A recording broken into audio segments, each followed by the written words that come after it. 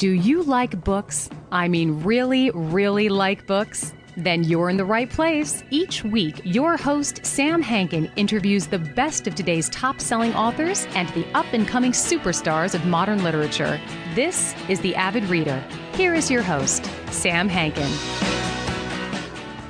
Hi, everyone. Welcome to another edition of The Avid Reader, brought to you by Wellington Square Bookshop here in lovely Exton, Pennsylvania. Thanks, as always, for patronizing the shop and for listening to this.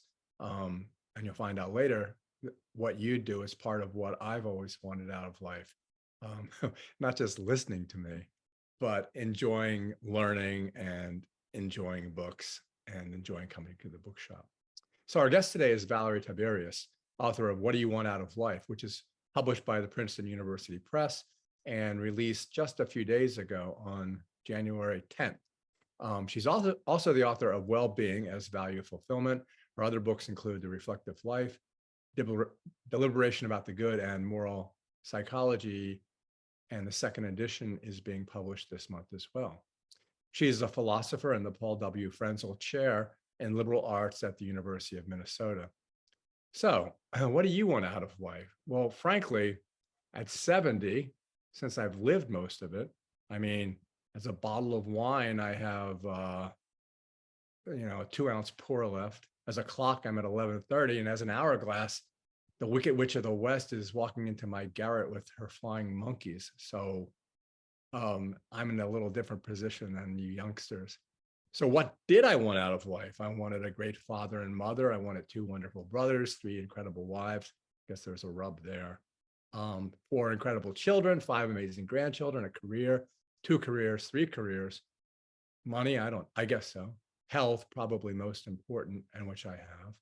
And lots of other things. And I think I've gotten all of the above, which I suppose raises kind of a regressive and perhaps tautological worldview, because did I know I wanted them before I got them? But you guys are still struggling at time over careers, relationships, wealth, kids, maybe just overwhelmed, even worried about weight and food.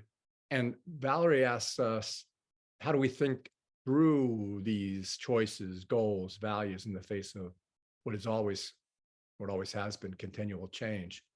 So she advises us that you and I can see more clearly by looking within, creating, imagining a future that takes the form of some kind of ideal. And as Socrates may have said, the unexamined life is not worth living, which I have some trouble with, by the way. So what do we value, hold dear, and why? And do we even know? So the answer isn't 42, but both Douglas Adams and Monty Python may very well have something to say about all this. So I'll tell you one thing that I'm certain about, although Valerie differs.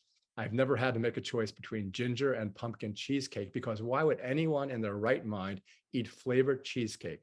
The only cheesecake to eat is a regular, good old New York cheesecake. And that has been something that I've wanted to get out of life. And now, as I was saying to Valerie, because of my intermittent diet, I haven't been able to. So as my listeners know, I'm beginning to ramble. So with that, thanks so much for joining us today, Valerie. Thanks for inviting me. It's great to be here. So, well, first, with the last name of Tiberius, that has to have affected your life, and people must talk to you all the time about the fact that, this guy who had a brilliant military career, he and his younger brother, Drusus, helped carry out the expansion of the Roman Empire along the Blue Danube and into modern day Germany. But he was almost universally disliked.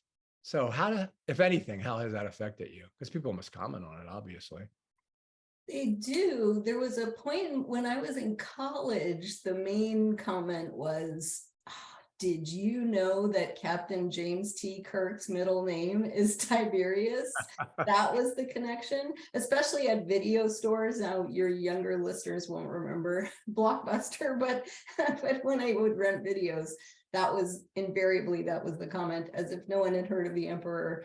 And people do ask me about the name, but I think the average person is not quite as informed about Roman military history as you are.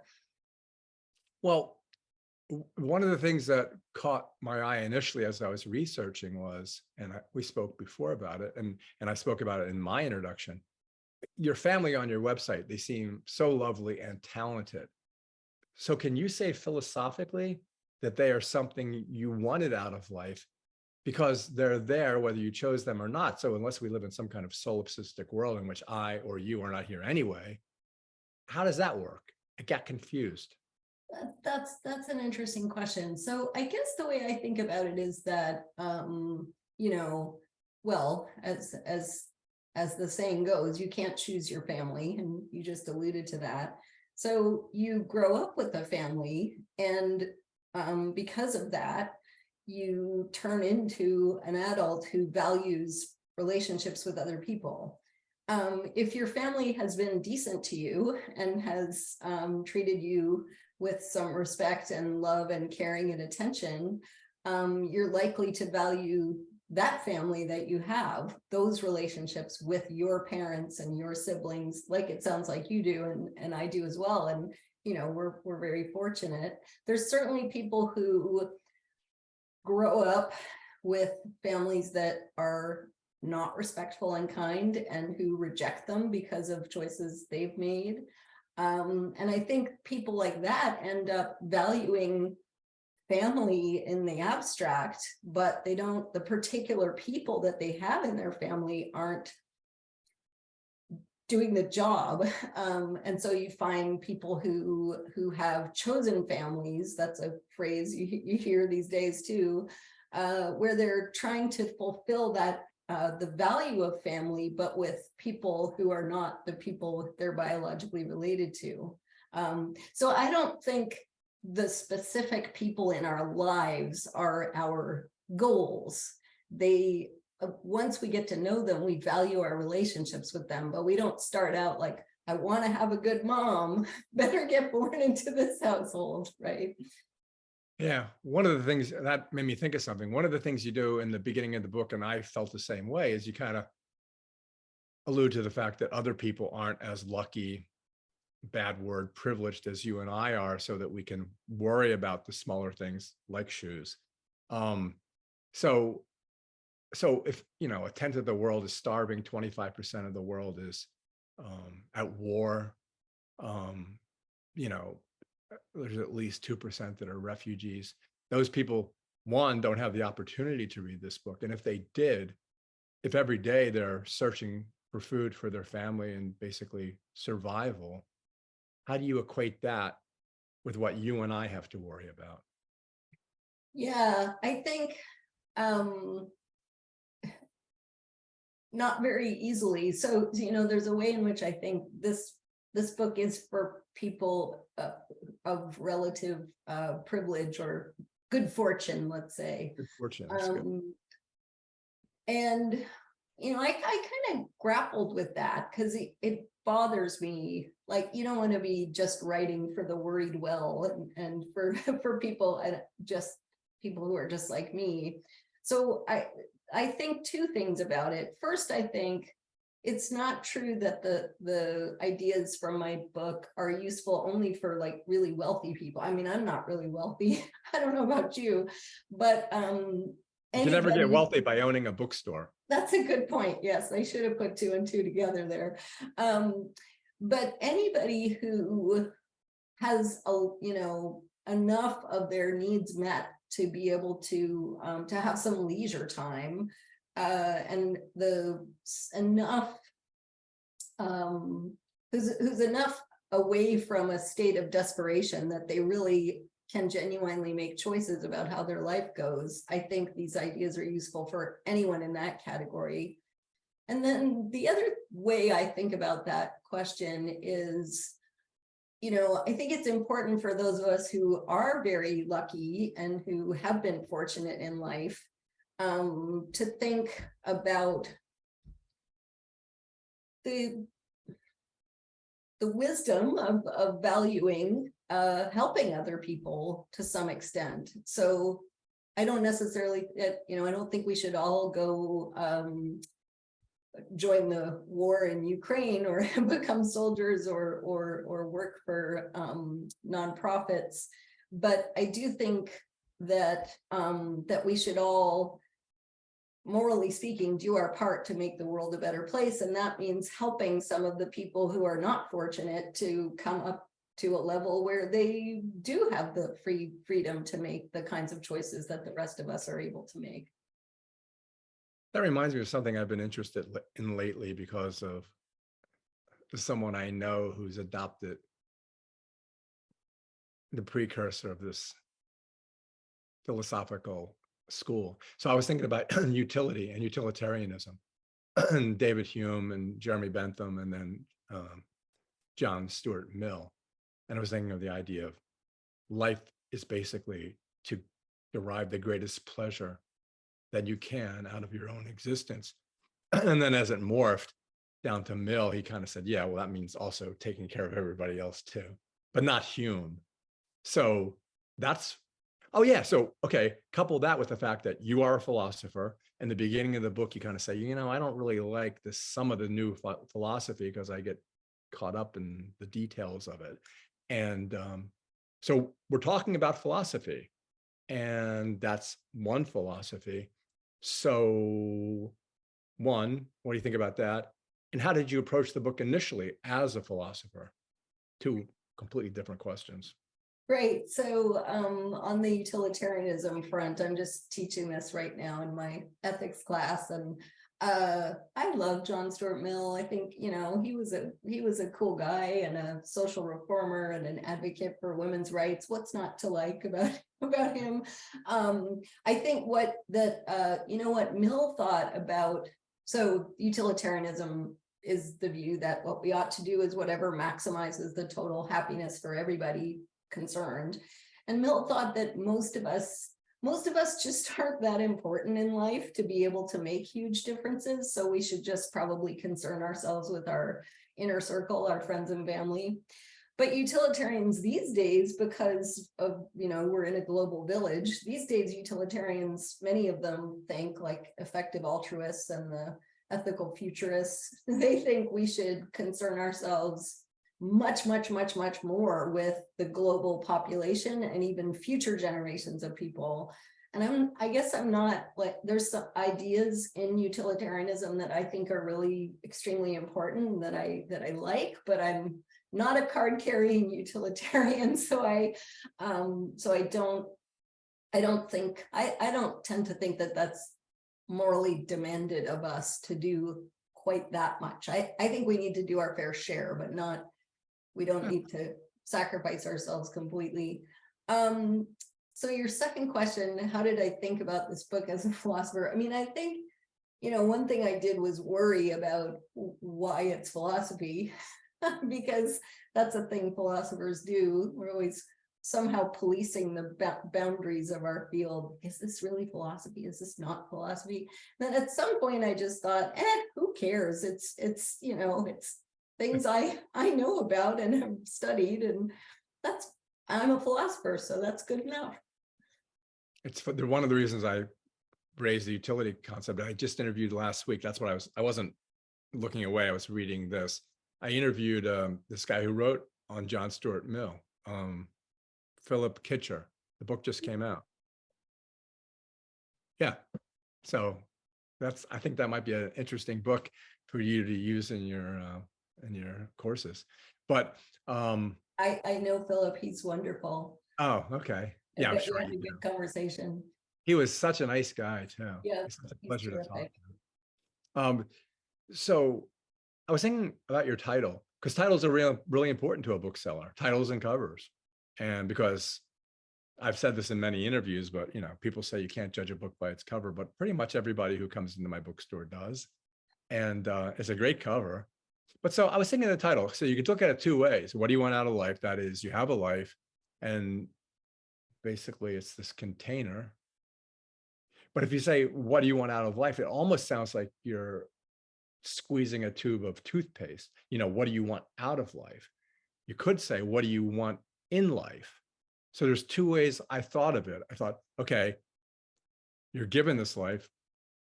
You're swimming in this black sea, you pop up for 70 or 80 years, you look around, then you go back down. So, and what do you want to do during that time period? But when you think about what do you want out of life, it's like, it's a strange phrase. That's, you know what, you're making me think, I wish I had thought of what do you want in life. That's nice. I like that. Nobody came up with that. Where were you when we were titling the book? So that's, I am terrible at titles. I basically, I always outsource it. And in fact, I think it was my mom who thought of this title, or she thought of a version of it, because my titles were always the kind of titles you could never sell. They were things like, values, choices, and conflict between goals, and these 3-word titles, and they were just boring. And I like to think the book isn't boring, so the title didn't do anything to help the book. And I got all these ideas from other people. My mom thought of something that was pretty close to the current title, and then I ran it by my editor Rob, and he was really good about thinking of things in a pithy way. So that's how the title came to be. So which is to say, I don't have any. You're quite right that "out of" is a funny phrase, but it was a little bit happenstance that it came to be the phrase in the title. The reason why publishers approve of titles is because they need to sell books. And that's why they like covers and maybe let you vet covers. But the reason I like the title is because everybody I interview has a subtitle. And your previous works have subtitles too. But I find that people like books that, have one title and then don't need to put a subtitle afterwards in order to give the reader a further idea of what the book is about. So I just like that kind of phrasing. I'm wondering if I should not tell you that the book does actually have a subtitle. Oh, I forgot. Oh, because I only had the galley. I don't have the finished copy. I have to tell you, I was pleased that you didn't read it, because I thought, oh, it sounds better without the subtitle. I'm sorry. So the subtitle is A Philosophical Guide to Figuring Out What Matters. But yeah, on the cover, it's very small. Yeah, when I get the galley, it usually just says it at the top. And what it says at the top is the shortened version because it can't fit across that galley page. But the other thing that struck me at the very beginning, because, you wrote this during COVID, and a lot of authors talk about that when I interview them. But you were also worried about, I'll say it, Trump, democracy. But that was back then. Now look how much worse it is. Look at the Bulletin of Atomic Scientists earlier this week. They moved the doomsday clock from 100 seconds to 90 seconds. It's in seconds now instead of minutes. So that has to impact. Well, it certainly impacted me when I think about, okay, well, this is what I want out of life, assuming we're still here. And you were worried about it then. I think it's worse now in a very short period of time. Yeah, in some ways it's worse now because of the war. Right. The big war, I mean. Yeah, right. But also because of, that's the other thing. We don't really have civil discourse in this country anymore, which impinges on the subject matter of your book as well. At least I don't think we have it. I agree. I keep thinking there's going to be a moment where things turn, and I thought it might be this oh dear, I always forget his name, the congressman who was elected who lies about everything, George. Oh yeah, because his name really isn't his name anyway, apparently. Yes, exactly. I sort of thought that might be the moment where people woke up and thought, okay, we've gone too far. But I've thought that at 25 different moments, that this will be the moment. I thought January 6th would be that moment. It wasn't. Well, now I and my friend Mike, since 2015, I've been saying you couldn't make this stuff up. And now I can't say that anymore because it's like satirizing satire, Yeah. It's probably a hard time to be a political satirist. Yeah. Do you know The Onion? That oh yeah, I love The Onion. Yes. Satirical newspaper. Yeah, I mean, these days the actual headlines are sometimes as funny as The Onion headlines, which is. Yeah, when Trump did his NTFs, not NFTs on Saturday Night Live, all they did was use his words and his pictures. There's really nothing else you can do because you can't make it funnier than it was. Yeah. But as usual, we're trying to sell your book, and then I go off on these weird ass. That's kind of fun for an author, though, who might be, tired of her own ideas and, and enjoying. But so I will say about the pandemic that, I mean, one thing I think it did for people who weren't suffering tremendously from it, so I have a friend who's a cardiologist, and she was working constantly under really risky conditions with abusive patients who didn't want to wear their masks. So like those kind of people had a different experience. But for people who were sort of isolated and bored, like many of us, it did kind of force this moment of thinking about what really matters. And I think that's partly why you see these trends of people quitting their jobs, or the quiet quitting, people who are like reining in their jobs so that they're just not willing to work 24/7 anymore. And I think the pandemic it was this moment where we could all kind of see like, oh, the way that I've been living my life doesn't match what actually matters in life. I don't know. Did you have that experience in the pandemic? Well, I kind of hate to say this, and I don't feel guilty or proud about it. And I do feel strongly about some woman in the inner city that is a single mother who had 2 jobs, 3 kids to raise. I can't even imagine what that must have been like. But for me, COVID was one of the nicest times of my life because I was at home in our bubble, if you will, with my family, my children. My house was surrounded by woods and streams. So what did we do every day? We walked in the woods and streams, and it's like, what could be better than this? And it sounds horrible because again, it goes to our positions of relative privilege or whatever. But for me, it was wonderful for 2 years. And like I said, I don't feel bad. I mean, I don't feel bad about saying that, but it's kind of like what you were saying, only a little bit more extreme. Yeah, I mean, that is a way of being impressed by what matters in life, because you have this moment where what you're doing is walking in the woods and spending time with your family, and you realize how happy you are, and it makes you think, well, all that other crap that, I mean, maybe you're an extremely well-adjusted person who never sweats the small stuff, but I think for a lot of us, the sort of busy work and stuff that occupies our to-do lists, like a lot of that, there was less of that for people like you and me, and right. and we could have this moment where it was like, oh, this is what it's like to live when you only are doing a few things that are important to you. It was so hard anyone who had little children, it was just so hard for my friends with little kids. And yeah, children matter to parents, and people want to be good parents. So that was a place where people's values were really frustrated by the pandemic. My granddaughter, Skylar, is 2 years old today, and she was born just as it started. So for 2 years, she was totally socially distanced. Who knows? She didn't have any physical interaction, emotional, mental interaction with other people. So who knows what that will do? And you talk about stuff like that, you know what? You talk about how you grew up as being a people pleaser.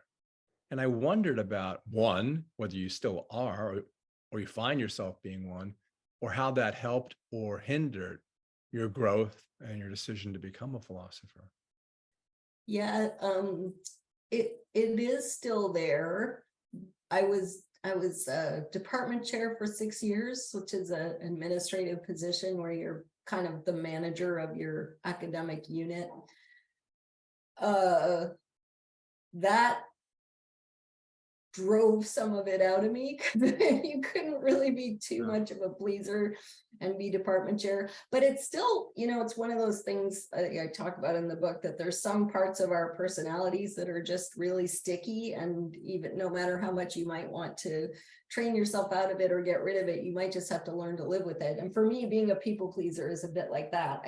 I'll never be fully rid of it, but I can kind of, make it be a quieter part of my personality. I think, in terms of being a philosopher, having a pleaser personality was just a sheer conflict. There was nothing good about that part of my personality professionally. It did not serve me, I don't think. I mean, maybe in interviews it did, because I'm personable. I can make people comfortable at a dinner table, and maybe people like that. But philosophers, they want, well, at least when I was coming up in the world of philosophy, they're looking for sort of sharp, biting intellect and a kind of aggressiveness in conversation. So I think some philosophers thought I must not be too bright if I was so sociable and friendly at the dinner table. Yeah, you talk a little bit about that in your preface as well. Well, so I interviewed this woman, I think her name was Susan Cain. She wrote this book called Quiet, which is a good title. And it was about introverts. And she talked about the extroverted introvert. And what I thought, because I've been in business and in negotiation, and she said introverts do better in negotiation than anybody else because they listen and they learn more than anybody else in the room. And I thought, you know what? That's 100% true. So she talked about the advantages of being an introvert. That's really interesting. I think being a pleaser is not the same as being an extrovert. No. Yeah, because I guess I would say I'm a little bit extroverted, but not highly extroverted. Yeah, that's cool. I'm glad because I think it's hard to be introverted. So it's good that they have an edge.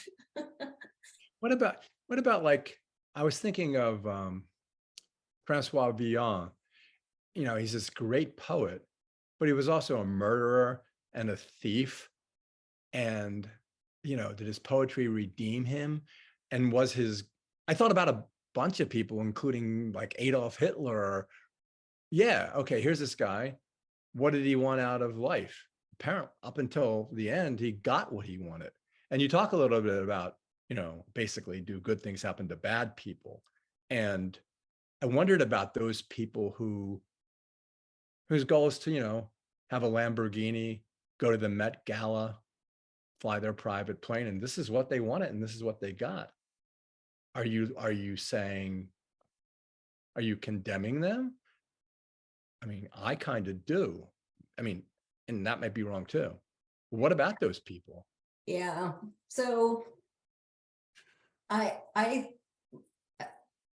my view about how to live your own life well is kind of on the subjective side of things. So I don't feel like I have a leg to stand on to condemn those people unless there's something in them that's, that they're missing. And sometimes people who devote themselves to wealth and fame and get wealth and fame end up feeling empty and, purposeless and depressed.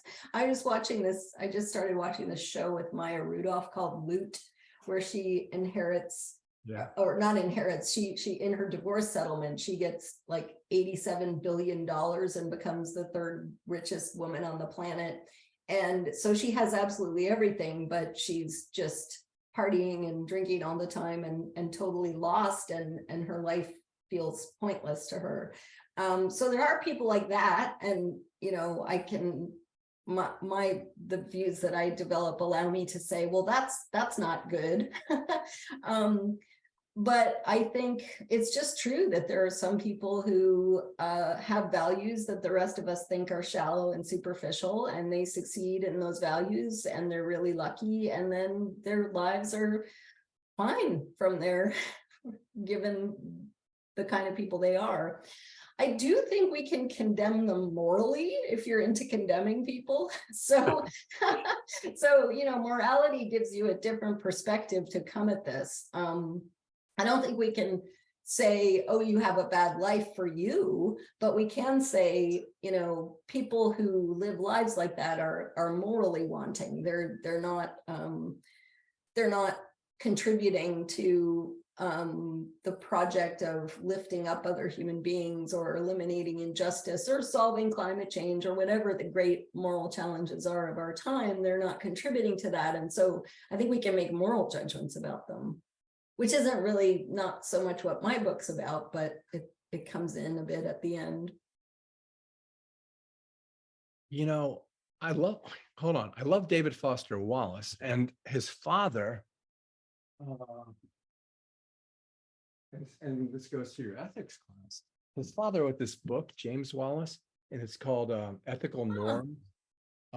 Particularly, I didn't know his dad was a writer. And his mom is too. His mom was a grammarian. She was like, and he would always ask her when he was writing, is this right? Should this be a participle here? A participle here? Should I, end it with a preposition? Is that okay? And she would write him back these really humorous responses. But like, I don't even understand what ethical norms are. I figure as long as you're here, I might as well ask you these questions. That's true. Did you ask Philip Kitcher? Yeah, I kind of did. Not in so many words. But yeah, I was trying to think, is there some kind of standard deviation? Is there a reversion to the mean? Because he goes ethical norms, particular cases. So it sounds like to a layman, ethical norms, okay, this is where we should be, as opposed to up here or down here. But I don't think that's right at all. Yeah, so like one question is, how do you define what an ethical norm is as opposed to some other kind of norm, like a norm for beauty or whatever? And then the other question is, well, if that's what a norm is, what are they? So there are different ways of thinking about what ethical norms are, but for philosophers, they definitely don't mean, as you were thinking, it doesn't mean the average of something. It doesn't mean the statistically normal. It doesn't mean like what people tend to do, nothing like that. What it means is how we ought to be. So the ethical norms in philosophy speak would be the correct norms, the ones that ought to guide our moral conduct. And different philosophers think about these things in different ways. Like utilitarians, there's only one ethical norm, and it is do whatever produces the greatest happiness for the greatest number. That's it. I tend to think about ethical norms in kind of contractual terms. So, I think morality evolved to help us live together and cooperate and coordinate, get the benefits of cooperating for everybody. And so I tend to think ethical norms are the ones that we would all agree to if we were having a reasonable conversation about it. So they're norms against lying to each other when there's something at stake, norms against breaking promises, norms against stealing each other's stuff, norms against killing each other. Those all come from the need to live together as a group. It makes me feel even worse about today's society. Crap. Yeah. Maybe that's why I've stopped not so much writing about morality, and I'm just writing about individual flourishing instead. Getting back to selling the book, in one way of presenting it to, which I will, to my clients, my customers, my patrons, and our book clubs too, because we have a nonfiction book club, is, I'll use the term, if someone looks at this as a self-help book, which it kind of is, I guess the best way to get back to the book, rather than me going this way and that, is to talk about the value and goal thing that you do, which is you have 5 different things, introspection, lab rat strategy. Why don't we go through those? We can go through each of those 5 briefly. So they are introspection, the lab rat strategy, guided reflection, learning from others, and exploration. And you can either explore those one by one or just do the whole Gestalt thing. The Gestalt thing. Yeah, maybe I'll try to Gestalt it a little bit. I think people think that we tend to think I know what I value. And if you ask people on a survey what their values are, they have an answer. And I think people kind of know what they value. Like you said some things in your introduction about valuing your family and your health and stuff like that. So I think what we don't know about ourselves is what those values mean, like what our standards are for success in terms of those values, how they like the interpretation and how they are prioritized with respect to each other. And those things, so those are the things we have to find out about ourselves. And the kind of most obvious strategy is to just think, well, what, I value family. Okay, what does that mean to me? I think that's a good starting place, but it's kind of a limited strategy because there's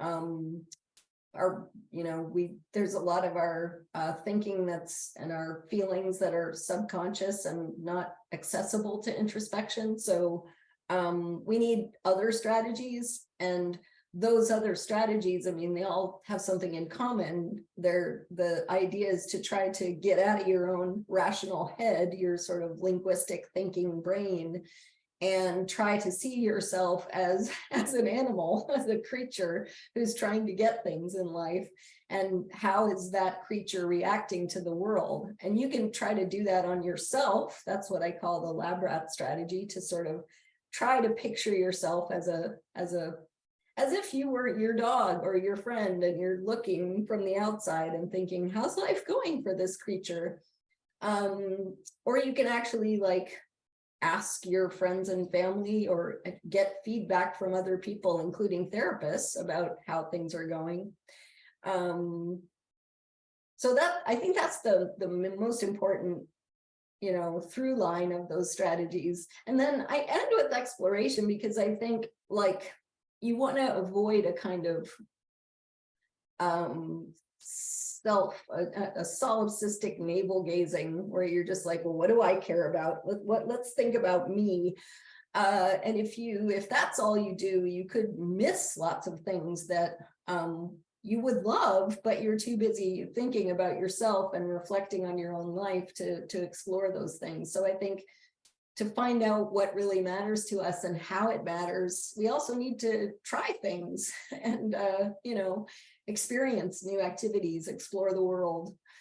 I mean, it doesn't have to be the whole world, but explore different things. Yeah, I was thinking about that too in your book. I was thinking about what I do when I go to sleep at night.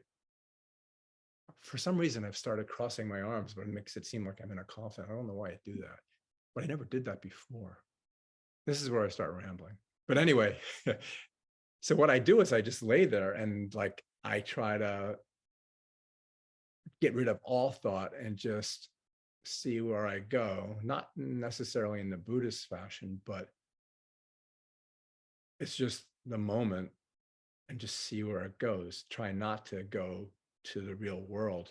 And so I was thinking about that. And then I was thinking, wait a minute, why do I have to want anything out of life? Like I was saying during COVID. Oh, you know what it's like? It's like that movie, The Last Samurai, with Tom Cruise and whoever it was, I've forgotten his name. But he's dying, and all his life he's been looking for the perfect rose petal. So not rose, what is it? Cherry blossom. And so as he's dying and he's looking at the cherry tree, he always wanted to find the perfect one. His last words were, "They are all perfect." And so I thought about that. What about the people who, for want of a better word, are enlightened and live in the moment? So yeah, I thought about this too. I think that's a really important thing. So one thing I want to say is this strategy you have before you go to sleep, that's really cool, because that's the kind of strategy of reflection that some personal coaches recommend, where you're essentially trying to turn off your rationalizer and see what comes up, and so that's a neat thing to do. So here's the way I think about it, and you can tell me if this sounds right to you. One of my main goals in life actually is to be a less anxious person who's more in the moment. And the goal is to be, essentially my goal is to be less goal focused. So it's a little bit paradoxical, but I do think it actually makes sense to think of it that way, because if you live in our culture and you are fairly goal focused in terms of the goals that are sanctioned by our culture, you can't just be more mindful. You have to do something to get there. You have to train yourself. You have to read books about it, or listen to meditation tapes, or adopt strategies or something. So I think it actually does make sense of it to think, it does make sense to think of being more serene, being more mindful as a value that you can have a plan to pursue. If you can actually achieve it, then it's a value that isn't like part of it. It's not part of a type A personality. It's a different kind of value, but I still think it is a state of mind that you value being in. What do you think of that? Makes me think about, I don't have it in front of me, the Monty Python quote that you use in your book. Oh, yeah, I can't remember it verbatim either, but what is the meaning of life? It's something like, yeah, you use the movie and it's basically, take care of yourself, blah, blah, blah, try to do good things for other people. And I was thinking about that because you also mentioned Maslow and the basic hierarchy of needs.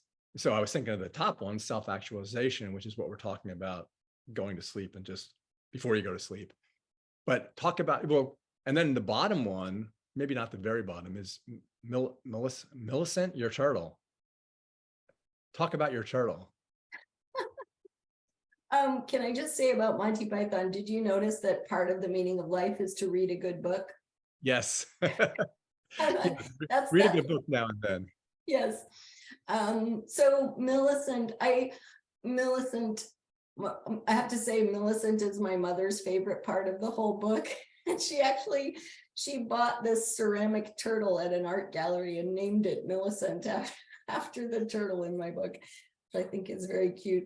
But the point of Millicent is just to think about a goal-seeking creature who's very simple, because sometimes I think if you try to think about the sort of mechanics of goals and goal conflicts, and you think about the human case where it's so incredibly complicated because we have so many different goals and so many layers of higher order goals and sub goals and plans and choices. And whereas for me, Millicent, in the case that I mentioned in the book, she just has two choices. She can cross the street to get the strawberries or stay where she is in safety by the stream.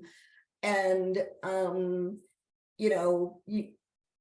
she can't do both of those things, and it's helpful to her to so that kind of conflict, I think, is central to life. You have goals that are both important to you, safety and the good of food for her. And you have to figure out some way of resolving the conflict.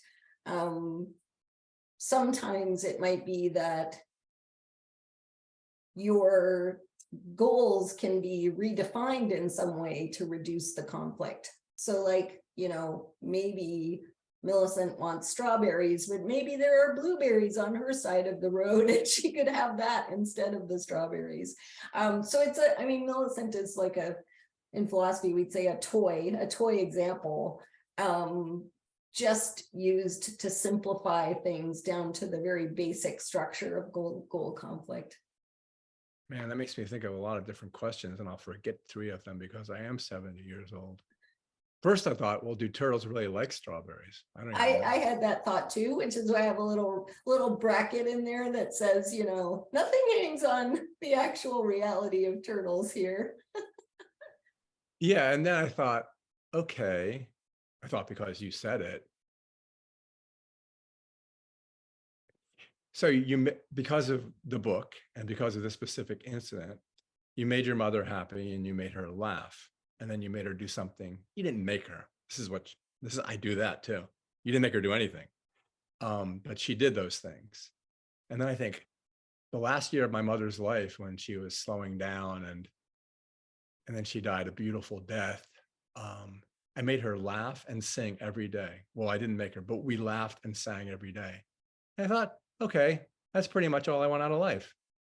Because even at the bookstore, everyone who comes into my store, especially kids, they're happy because they're in a nice bookstore. And it really is a nice bookstore. And I give them things. Some kid came in and wanted to buy War and Peace. And I thought, how can I sell him War and Peace? So I gave it to him. Because obviously, and again, I have the luxury to do that, but you can't make him pay for that. He's 12 years old and wants to read War and Peace. And I give them little things like rings or the best eraser in the world or pencils. And then I thought about it. I mean, okay, what could you do better in life? What better could you get out of life than make people happy and make them laugh? Right? Yeah. I mean, your life sounds perfect. Definitely not perfect. No, it does sound awfully good though. Like I mean, it's what people in my age group, I'm in my 50s. It's sort of it's what we hope that we'll be like in our 70s. Having sort of figured some stuff out and feeling like we spent our time in a worthwhile way. So I think in a way, so think about a different bookstore owner who might be a little bit more. Did Bezos ever own a bookstore, or did he go? No. Okay. So, but think of somebody like that who starts with a bookstore and then his main goal in life is making a ton of money. He likely wouldn't give War and Peace away to 12-year-olds. Likely wouldn't be giving kids little gifts, and because he wouldn't be focused on happiness and making people happy. And if he's successful and makes a ton of money, maybe he'll be reasonably contented with his life. But I don't know if he would have the kind of fulfillment that you have, where what you've spent your time doing is something that is so obviously meaningful. Like, as you said, making people happy, making your mom sing. I'm using that making language too, but you know what I mean? Yeah. You said it. What else could be good in life? That's one of the reasons I think, when you asked about people who just want to have a Lamborghini and make, get invited to the Met Gala and don't care about other people, can they live good lives? Well, some of them probably can. People are weird. People are different from each other. But I think for a lot of us, doing things that are helpful to others is the clearest path to having a life in which you can think, I lived these values and it was good. Yeah. Sometimes I crystallize it in the idea that when they come in, I want them to feel like it's Christmas. And the other thing is, it's also play for me. And you talk about play, and philosophers, I think, have different definitions of play. And that's another puzzler for me because it's kind of muddy in my head. I mean, like my dad, he enjoyed going to, he says, if you get up and you want to go to work, you have a pretty good life. That was one of the things, many things he said. He says, just don't become a toll booth collector or a shoe salesman. What did your dad do? He was a builder and he wanted to be a lawyer. So he forced me to becoming a lawyer, which I didn't really want to be. I wanted to be a writer.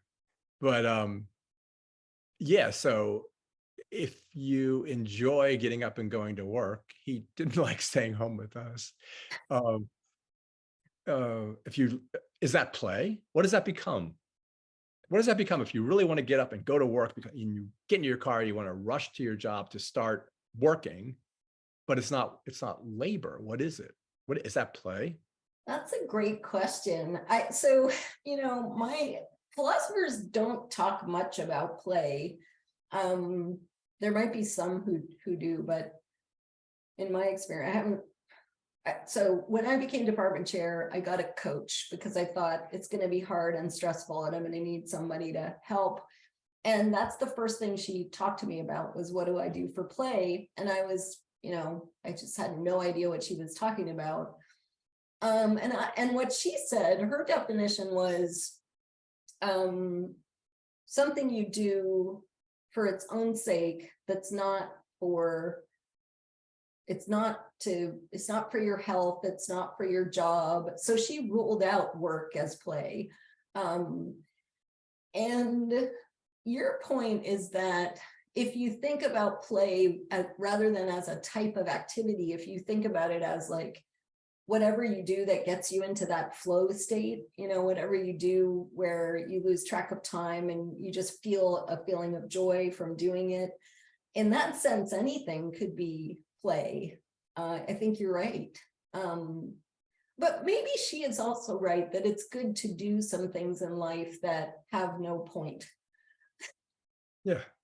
Like, for instance, one of the results of writing this book and talking to I've done quite a few interviews at this point, and there was some conversation I had with a psychologist actually, who got me talking about like, what are the things, what did I learn from writing my own book? So I started taking tap dancing classes, and I'm terrible at it. I can barely stay upright, and it's completely pointless. I'm never going to be a great tap dancer. There's something pretty interesting and fun about doing something like that.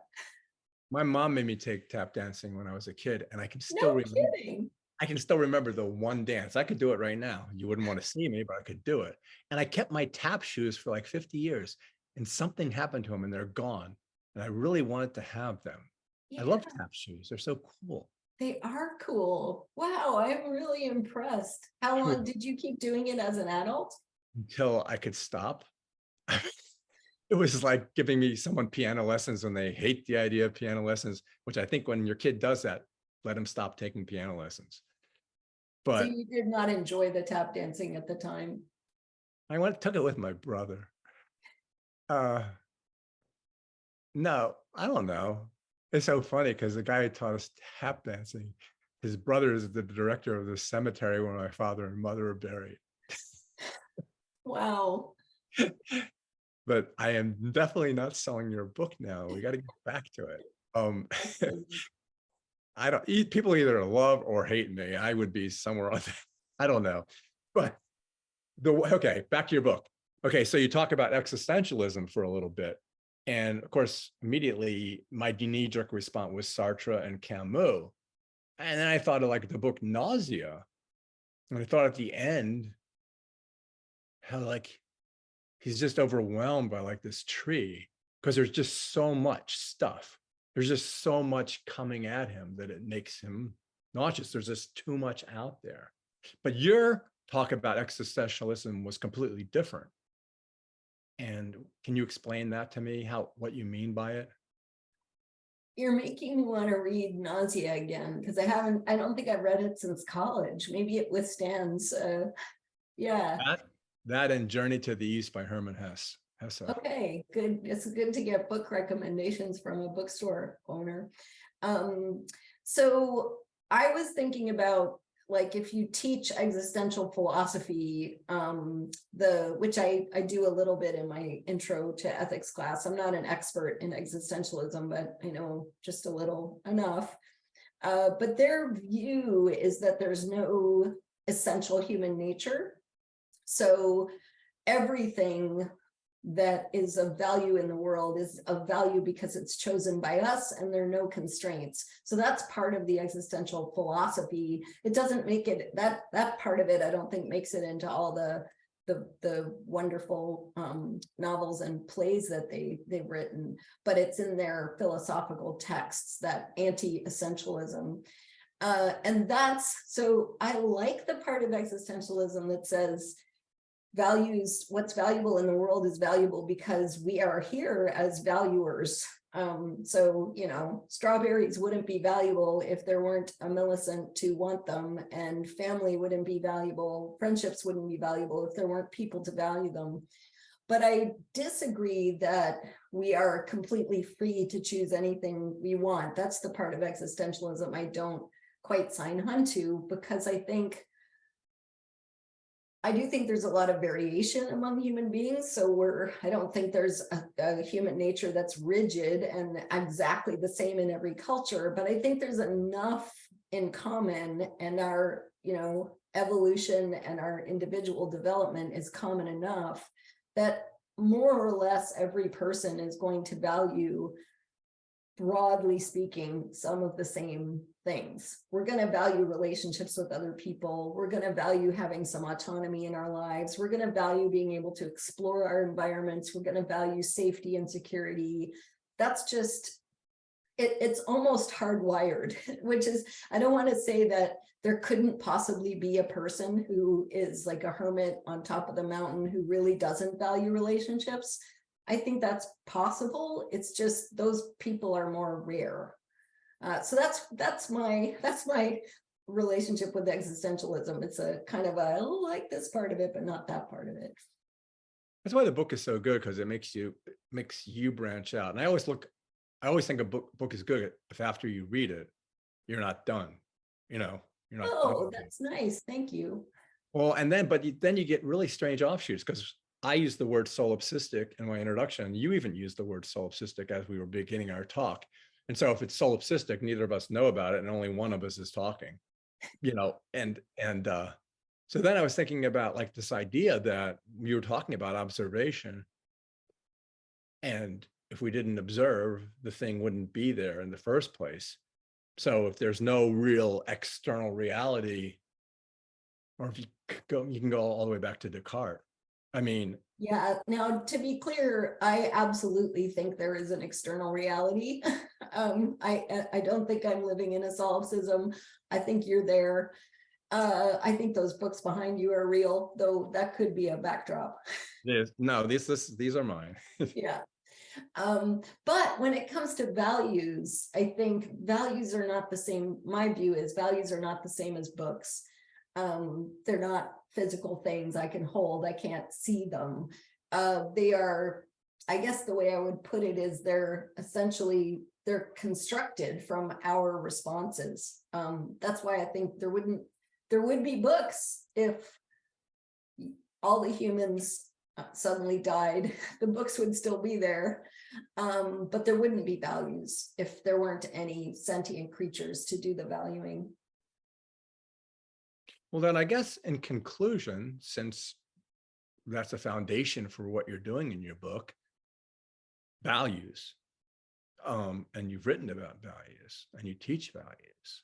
So if the book is designed, if you wrote it in order to help people, which you did, I think, then what would you say people ought to do after reading the book and reading it well, understanding it? In conclusion, what exercises, what changes, what says, okay, now I read this book, now I'm gonna start, where do I go with it? Yeah. Where do my readers go with it? I think a good place to start, and the new year is kind of a traditional time when we do this anyway, but I think a good place to start is actually with a kind of introspection or a sort of reflective exercise where you think about how you spend your time and whether the way that you're spending your time matches up with the things you actually think are important. And so that's the sort of basic starting point. When you were during the pandemic, your answer would have been absolutely yes, because if you value nature and health and family, that's what you were spending your time doing. But for a lot of people, that isn't how things line up. You sort of look at your time, and what you're spending your time doing is worrying about a lot of crap, checking trivial things off your to-do list, writing emails, chauffeuring kids around to lessons. And maybe you do want to do that. Maybe that is important, but it's better to kind of acknowledge, oh, okay, I don't like that, but that actually is important. So I think that reflective moment of looking at what am I doing and what do I care about, that's the place to start. And then after that, I think you to some extent need to try to get out of your head and not just listen to your own rationalizations and stories, but try to find out, try to get underneath the chatty brain. Well, I think you definitely have done that. And while I don't know yet where I'll shelve your book, whether in philosophy, whether in self-help, whether in simply nonfiction, but right now it's on the front table, so I don't have to worry about it. Oh, thanks. That's awfully nice. And yeah, so thank you so much for today, and thank you so much for writing the book. And I really enjoyed our discussion. Thanks. So did I. It was really fun to talk to you. Likewise. All right. Hopefully, I'll talk to you soon. Sounds good. I hope to visit one day. Oh, that'd be great. I would love to have you. Great. Take care. You too.